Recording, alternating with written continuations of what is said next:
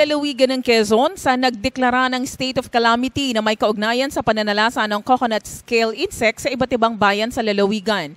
Bago pa man tuluyang kumalat ang kokolisap ay nakapaglaan kaagad ang probinsya ng hindi bababa sa 15 milyong piso noong nakaraang taon. Ayon kay Governor David C. Suarez, hindi na kumalat pa sa iba pang lugar ang insekto dahil kaagad itong nagawa ng paraan ng Provincial Agriculture Office sa pamamagitan ng pamamahagi ng mga insecticide at pagtatayo ng isang research facility na nagpapadami ng friendly beetle na siyang pupuksa sa kokolisap. Ang kagandahan po sa ating lalawigan, bagamat kumakalat na po ito, dahil sa aksyon na ginawa ng ating pamahalang panlalawigan noong nakarang taon, nag-declare po tayo ng state of calamity, nagamit po natin yung pondo, na-inform po natin yung mga magsasaka sa problema ng kokolisap, nakapag-spraying, pruning at insecticide din po kami, napabagal po natin ang pagkalat. Ngunit ngayon, dahil ito ay sadyang nararamdaman na ng marami sa ating mga kababayan, nagpapasalamat pong lalawigan ng Quezon sa intervention ng national government para tulungan po kami dito.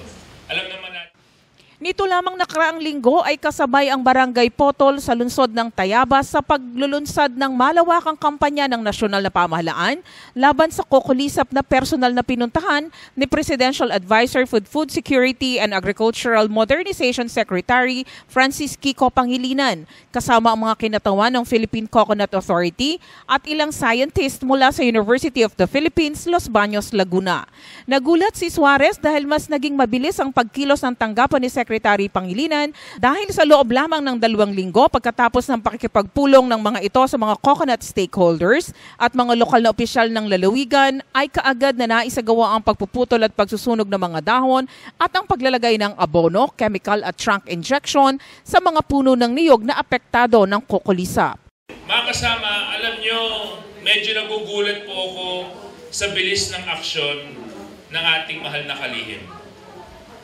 Kamakailan lang natin na balita na siya po ang inappoint ng ating mahal na Pangulo para magsilbing Presidential Advisor for Food Security. If I'm not mistaken, maybe a month ago. Something like a month ago. At nung pag-upo niya po pagka-appoint, kagad po ako nag-text sa kanya, Boss, may malaking problema ngayong kumakalat sa aming lalawigan. That was a month ago. A week after that, nakatanggap po ako ng text, baka pwede natin pag-usapan ito, mag-dinner tayo kasama si Governor Vilma Santos ng Batangas. Dahil sa Batangas po nag-umpisa ang problema ng kokolisap. Pagkatapos po ng meeting namin sa Sofitel, Friday, nakatanggap na naman ako ng panibagong text. Gob, papunta kami ni Secretary Mar Rojas dyan sa susunod na linggo. Kausapin natin lahat ng mga mayors mo, lahat ng mga taga-stakeholders ng coconut industry. May pinag-aralan na kami kasama ng UPLB kung ano ang mga solusyon na gagawin natin para mapababa natin ang populasyon at kung paano natin tamang mabibigyan ng positibong pagtugon ang problema ng kokolisap sa lalawigan ng Quezon. Ayon kay Pangilinan, ang kailangan nila ay ang suporta ng mamamayan para hindi na kumalat pa ang kokolisap sa mga karatig bayan at lalawigan ng Quezon. Kaagad po natin hinarap itong problemang ito dahil nakita po natin ang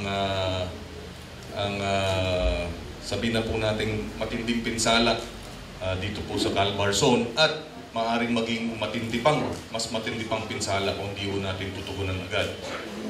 Mula po nung tayo po ay inappoint noong May 6 hanggang sa ngayon, nagdoble na po ang dami ng apektadong mga puno dito po sa Calbarzon. Ibig sabihin ho, less than 2 months, ganun po katindi ang pagkalat. Kaya huminabuti po natin agad-agad na kumilos dahil kung hindi, aabot na po ito ng Bicol Region, maaari pong umabot ng Region 4B, at sa Zamboanga mula ho sa Basilan. Kaya ho masyado hong, although sa ngayon wala pa hong 1% o 1% ng kabuang dami ng puno ang apektado. Kung hindi ho natin to susugpuin ngayon, mabilis ho ang kalat po niya. So in other words, it is still less than 1%.